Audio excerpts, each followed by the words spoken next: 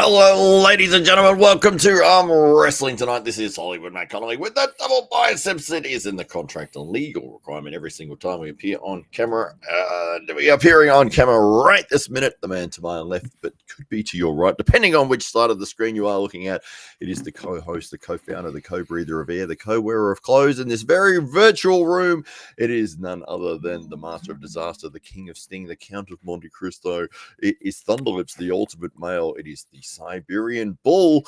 It is your friend and mine. It is the winner of the Dave Stockbridge of the Year Award, the illustrious award held by the illustrious man with the illustrious beard. It is none other than Dave Stockbridge. Welcome. Oh, well, what a wonderful welcome as always, Hollywood Matt Connelly. Well, it has been a big week in the world of AWE, and it continues to be as this Sunday night, it all goes down at the Adelaide Oval. It's going to be a huge night, two massive matchups, two championship matchups, two titles on the line. We have in the ring Mateo Rungi, the Beast, Hedda Morris. He's taking on Brett Coots for the AWE Intercontinental Belt. But first cab off the rank will be Lachlan Adair against Brett Coots on left hand. Now we have stretched out that gap between those two matches another hour or so to ensure that Brett is as fresh as possible for that second matchup with New Zealand's #1 arm wrestler. But Lachlan Adair, the Oceanic Lineal champion on left and right hand, he will be taking on Brett Coots, who is the AWE left-hand champion for the undisputed left-hand Oceanic belt. Hollywood Matt Connelly, it's going to be a spectacular night. It's going to be absolutely massive. Three giant men in the world of arm wrestling. You pick the three biggest guys basically for this event. Matt Orangi walking in 175 kilos, which is just insane. That's incredible, almost double my weight, which is just ridiculous. And then you've got Brett and Lachlan sitting probably around even. They're about 105, 108, around that mark, depending on the time of day, I guess. But it is going to be a tremendous event. It's going to be the Adelaide Oval.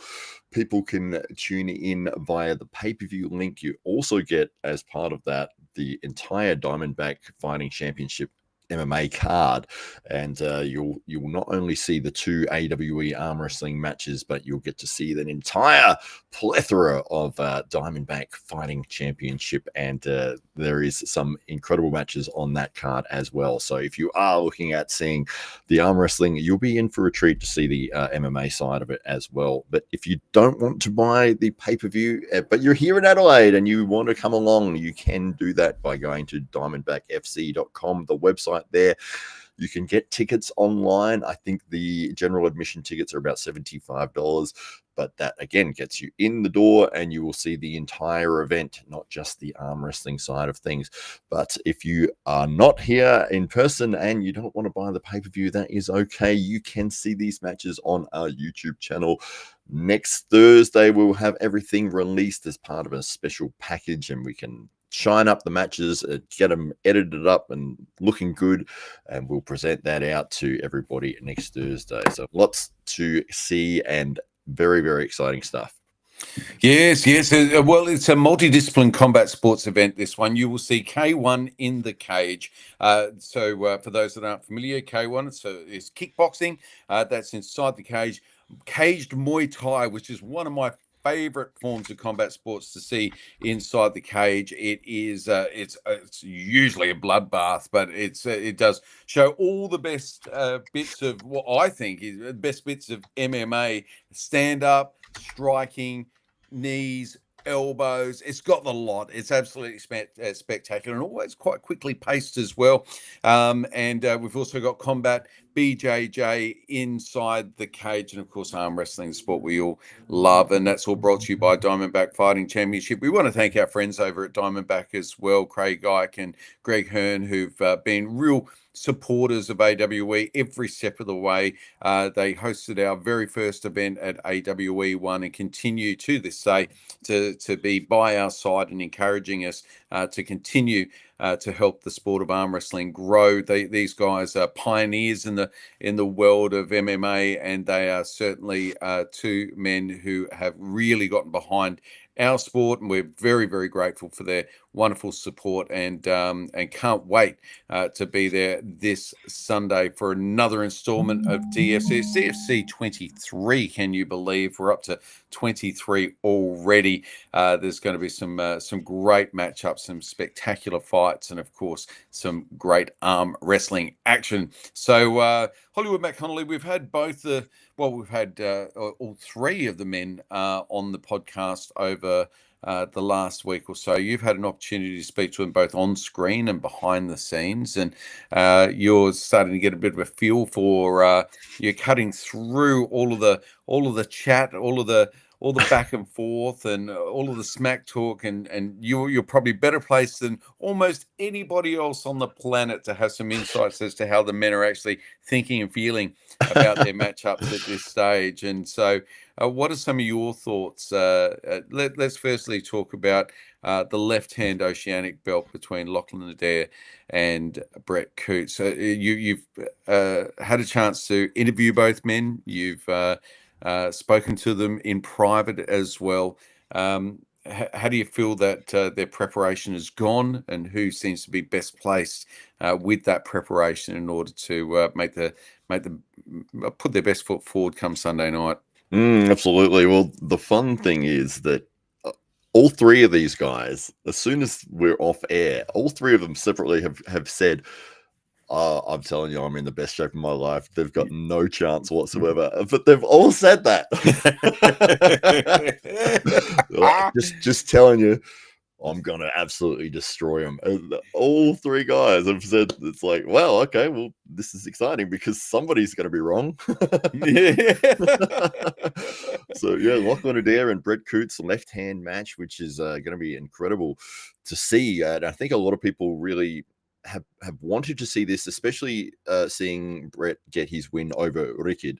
And there was that little bit of a, well, is Brett the number one or is Lachlan the number one? And we get to find out on Sunday. It will be very, very exciting. There's a little bit of the unknown factor for Lachlan's left because we haven't seen it in action for a little while as compared to Brett. But he's supremely confident that he's, what does he say? He trained it for 6 weeks and it grew an inch or something. It's just absolutely ridiculous. It's absolutely insane. These men are freaks. Lachlan Adair, given that he's rested that arm for so long, that gives me some trepidation about his chances, knowing that this is Brett's. This is the left hand is really Brett's baby. This is something that, although he's performed exceptionally well on right, and he is competing for that right hand belt on Saturday, almost everybody is in agreement that Brett is at his best on left. Brett himself reports that his left arm measures bigger than his right. Brett feels very, very comfortable with his preparation. Feels great right now. The injury that he sustained in a fall at work a few weeks ago was to his right. So you might say, oh, well, let's put that aside. And that might mean, he's not the favorite in the later match in the evening. But on left, there doesn't seem to be any reason. Now, the only concern, and I guess we've both had the opportunity to see both men take on Bowen Quintado. And this is maybe too long ago now for it to be relevant, because Brett does report substantial gains over the last even 6 months, and even since his match with Rickard. So that being the case, I don't know how much you can read into that, but we have shown on this podcast on a few occasions a war that Brett Coots had with Bowen Quintado. And you might say in some part that was a real competition in styles as much as anything, and Bowen's long levers and ability to come over the top and get a dominant hand position and cup over Brett might have been the deciding factor as to why Bowen appears to have done so well in those rounds, although not winning any of the rounds. Each round he seemed to start off with the advantage, and certainly off the line had the advantage. But in matchups at AWE Underground Series sometime before, and maybe this is a year before, we see that Lachlan Adair went through Bowen Quintado seemingly with ease on left. But here's the other thing. Bowen Quintado is such a young man that he is improving so rapidly that if there's a gap of 6 months or so, there's every chance that by the time he'd gotten around to this match that we're now watching on screen with Brett Coots, that he'd already grown in strength. He'd already gone up a level or two. So it is really difficult. There's no evidence that you can really sink your teeth into that would lead a betting man to put the house on either man. And that's what makes this matchup so intriguing for arm wrestling fans. And I think either way, we're going to see peak Brett Coots against Lachlan Adair, who's at the height of his powers at the moment, and both men feeling very, very confident. And that's what you want. There's no excuses from either of them. They both feel like they've done everything they can to give themselves every chance of success come this Sunday. And it's too close to call, I think, is what I'm trying to say here. And there's not enough evidence one way or the other as to where you might put your money if you happen to be a betting man. Yeah, I mean, geez, if you were the bookie for this, you'd have it dead even, I think, and you'd almost be hesitant to take bets on it because it's just like, I don't know which way it's going to go. It is such a difficult match to pick. I would say that Lachlan may be a slight favorite, but yeah, Brett definitely doesn't seem to think that he is. Yeah. Well, you have to kind of side in when in doubt. You've got to go with the lineal champion at that stage. That is Lachlan Adair, and he's been nominally the number one guy in Australia for quite some time. He's the over the top champion. He's remained undefeated on right hand in this country for a very, very long time now. He really came out of COVID nominally the number one arm wrestler in the country, and has really maintained that position over the last 3 or 4 years. And so and it's been wonderful to see his star rise and to see him competing on the biggest stages of the world. Now, I mean, this might also be encouraging, and this seemingly is before the hustle strap was fully set in. If we're talking to Lachlan and Adair, and now we see some little micro adjustments there in Devon's micro adjustments. He's pulling his whole arm off the top. Look at this. Lachlan's there. We go. Lachlan was able to keep it. Now we see that. Oh, there we go. We see a tightening, and then we see this is a real good back and forth. And Lachlan just with his sheer horsepower. Now, of the two men, Lachlan Adair is actually the left-handed, although his left arm does measure less than his right, and he's certainly given a lot of focus to right because that's certainly the money arm in the sport currently. But you can see here that Lachlan Adair can genuinely hang with the best in the world, and so this is going to cause Brett Coots some concern, or maybe it gives Brett some pause to devise a strategy, because there's not a lot of footage outside of this of Lachlan Adair on left hand that's emerged recently. So I'm sure Brett's been taking notes and trying to work out what his path will be and what his shape will need to be in order to walk away with the belt over his shoulder come this Sunday night. Oh, absolutely. Yes, it's going to be a tremendous match. And then following that match, we've got our second championship match, and it's for the Intercontinental belt, which was at one point held by Mato Warangi Hetamoris.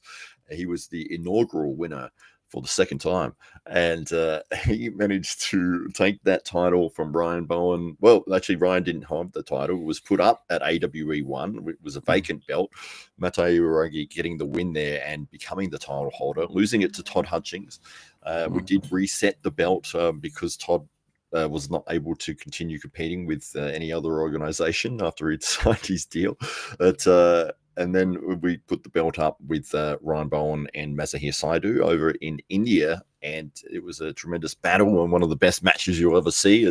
Which is still up on, I think it's either on our page or on Ryan's page. But no, it's on that match is on our page, on fantastic. the AWE page, and I think it's now being watched by nearly 170,000 times. It's absolutely huge. There's a really good video on the AWE Instagram page that takes you through the history of the AWE Intercontinental Belt, because some people have asked, well, they understand Rickert Borman is the AWE champion, and he is the right hand heavyweight champion, undisputed.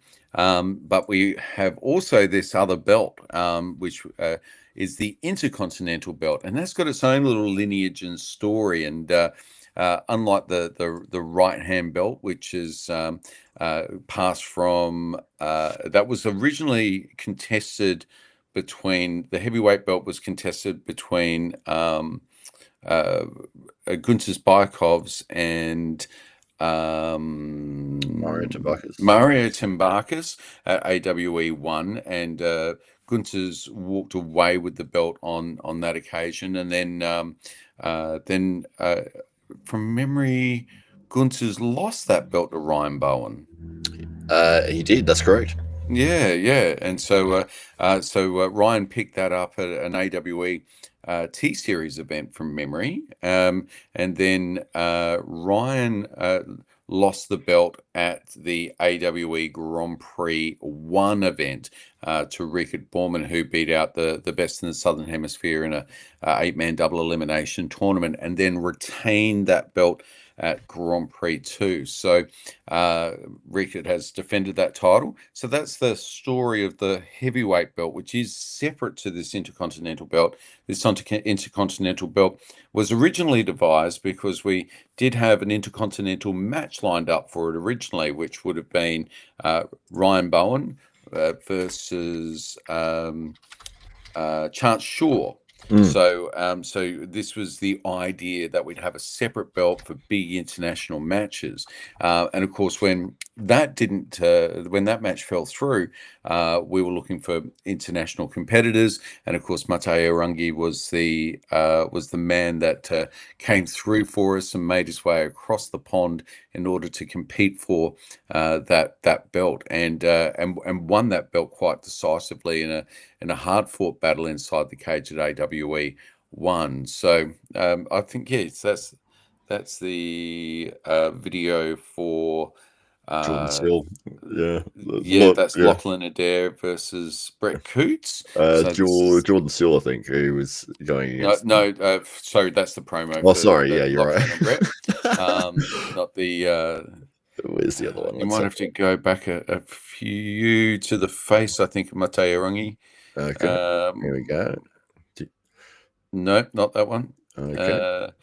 Let's try not that one. There's so many of them. There we go. That's the one. Do you want the sound?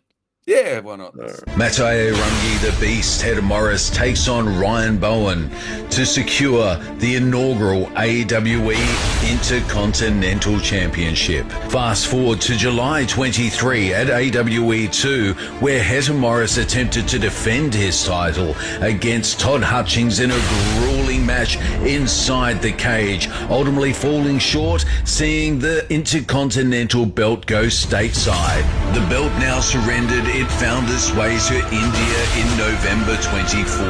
The now vacated belt being contested by Indian champion Mazahir Saidu and Ryan Bowen, with Ryan Bowen prevailing in an epic match that became the most watched match in AWE history.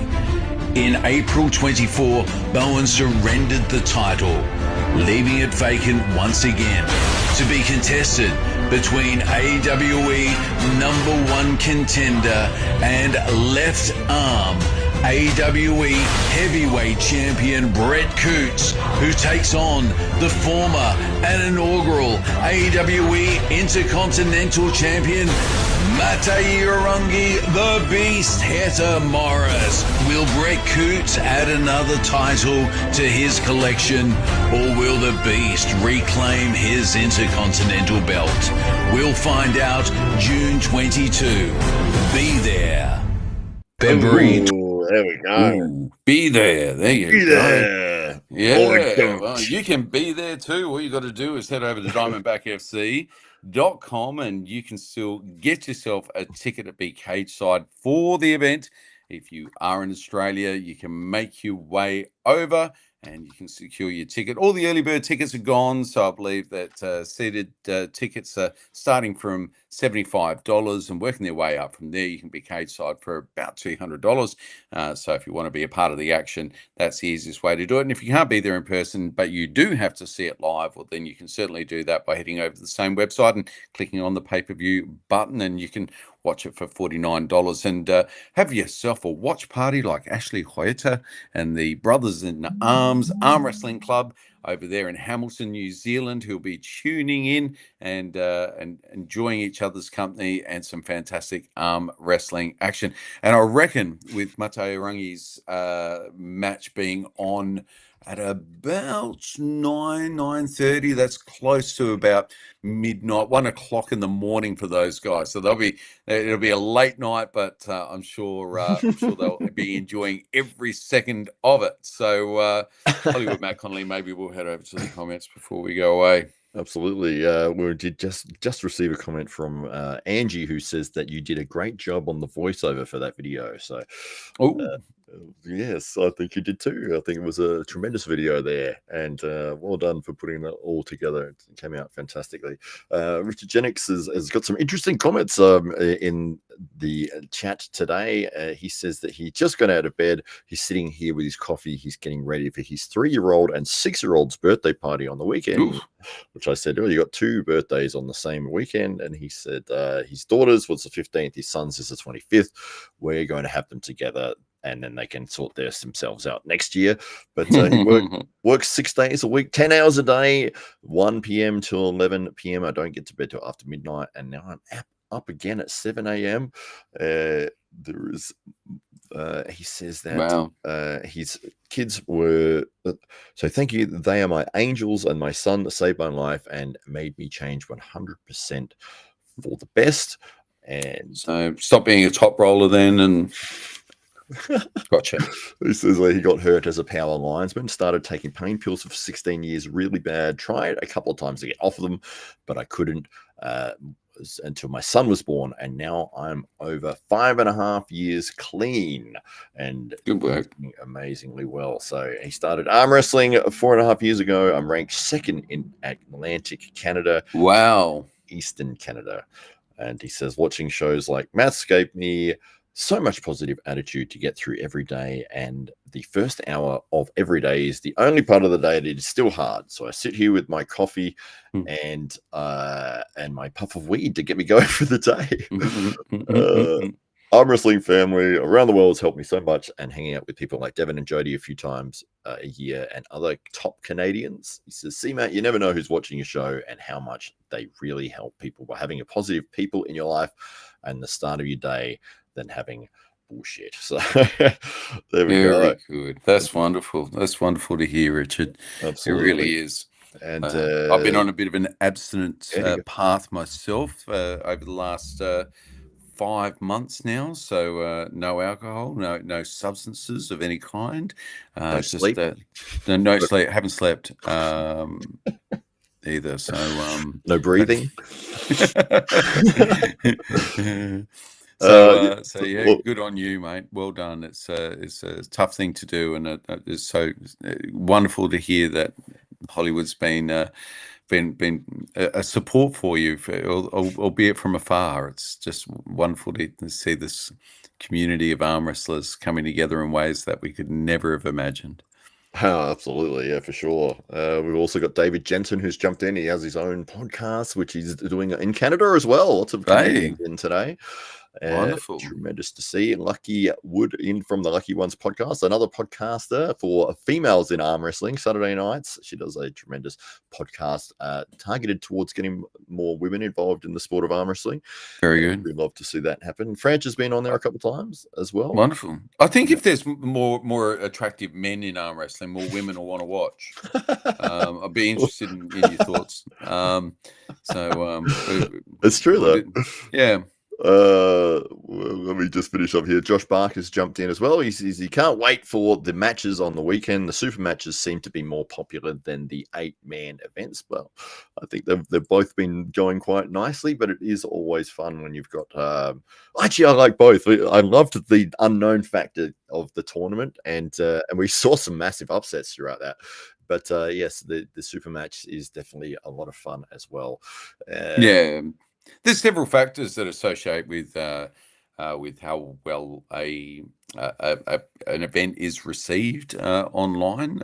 So timing can be one thing. The weight categories can be another. The matchups and the build up and the followership of the athletes themselves is another. There are so many factors, but I firmly believe that there's a place for several types of formats to coexist within arm wrestling legitimately. And one of the things I really like about the 8-man tournament structure of the Grand Prix events is that it doesn't impair or impede the athlete's ability to make that next step when it comes to their super match career. So they might already have matches that are booked in or that they're preparing for, or they might have a particular ranking or a title, and a loss can maybe trip them over in terms of their progress or their opportunities to maybe springboard into a bigger say event or land themselves on a particular promotion. But with the tournament structure, it doesn't really impede the athlete's ability to make those steps. And if they have a loss, they have a loss. That's just part of almost the fluke factor of the event. But whereas with the super matches, it's much more has more consequence, I think, for the athlete's ability to be able to progress their own career. It's an interesting one, Josh, and I do see where you're coming from, but I also feel like there's different formats that can still be of huge appeal. Matt's found a comment he likes. No, just the way that you said that, it was like, Josh, yes, well, no, I do see your point, but you're wrong. You're actually wrong, Josh. Yeah, stop Josh. Is that how you heard it? Oh. No, not at all. That's why I was laughing. That's great. What do we got here? Lucky says, I think the Aussie men need to come to the States more and draw in the attention. Those Aussie men, they're very attractive. I've been to Canada. I lived in Canada, Richard. I was in Vancouver for 6 months. Yeah. A lot of people don't know this about you. Very well-traveled man. Yes. Well, it's very similar to Adelaide, actually, Vancouver. Yeah. Well, it was a lot of Australians there.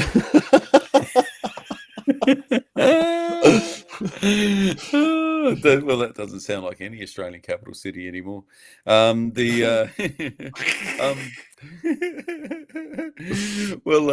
Hollywood Matt Connelly, big event, too close to call. Of course, the left hand, the Oceanic belt on the line, the right hand, intercontinental belt on the line, 3 men, 2 titles. Well, it could be a massive night for Brett Coots. And it's been wonderful to see Rickard Borman springboard into East versus West. And of course, we wish Rickard all the very best of luck with his matchup against Wallace Dilley this weekend as well. So wonderful to see him use at the AWE platform to springboard into East versus West. And we just when we started AWE, the whole idea was to shine a light on the athletes so that this could be a platform that they could then use to progress their careers, whether that's with AWE or elsewhere. If we were able to pay our athletes $1 million a year, we would, and we would want them to become professionals. And that's really what we want from the sport of arm wrestling, is for our stars, the arm wrestlers themselves, the athletes, to be able to give up their day jobs and just dedicate their lives to this sport. And for young kids